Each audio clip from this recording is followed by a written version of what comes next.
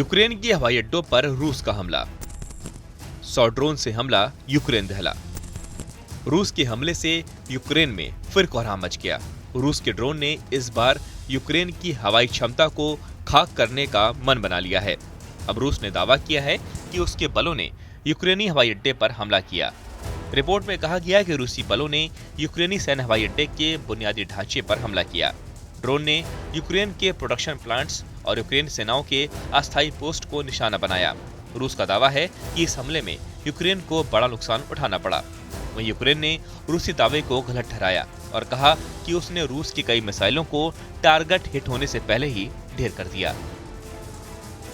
इस बीच रूसी वायु रक्षा बलों ने कई यूक्रेनी रॉकेट, हवाई बम और लगभग 100 ड्रोन को रोक दिया। इसके अलावा रूसी बलों ने रूस के कुर्स्क क्षेत्र में यूक्रेनी लक्ष्यों पर हमला करना जारी रखा। यूक्रेनी वायुसेना ने कई रूसी क्रूज मिसाइलों और 100 से अधिक ड्रोन को मार गिराने का दावा किया। रूस ने सोमवार को दावा किया कि उसके बलों ने खार्किव क्षेत्र में एक बस्ती पर कब्जा कर लिया, जबकि यूक्रेन की सेना ने कहा कि कई मोर्चों पर लड़ाई चल रही है। रूसी रिपोर्ट के अनुसार पिछले 24 घंटों में उनके सैनिकों ने खार्किव जैसे कई दिशाओं में यूक्रेनी सेना के हमले को विफल कर दिया और टोपोली बस्ती को नियंत्रित करते हुए कई हमले किए।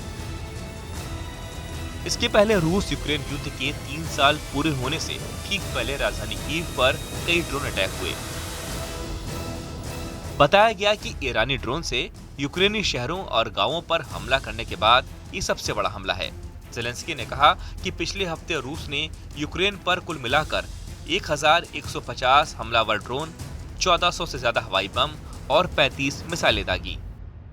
फरवरी 2022 में रूस ने यूक्रेन पर आक्रमण किया और देश के अधिक हिस्से पर कब्जा करना शुरू कर दिया। द्वितीय विश्व युद्ध के बाद यूरोप में इसे बड़ा संघर्ष माना जा रहा है। इस युद्ध में हजारों की संख्या में लोगों की मौत हुई, जिसमें कई शरणार्थी शामिल हैं। एक रिपोर्ट के अनुसार 24 फरवरी 2022 को जंग की शुरुआत के बाद यूक्रेन के 11% जमीन पर रूस ने कब्जा कर लिया। लेकिन अगर साल 2014 से तुलना करें तो रूस यूक्रेन के 18% भूभाग पर कब्जा कर चुका है।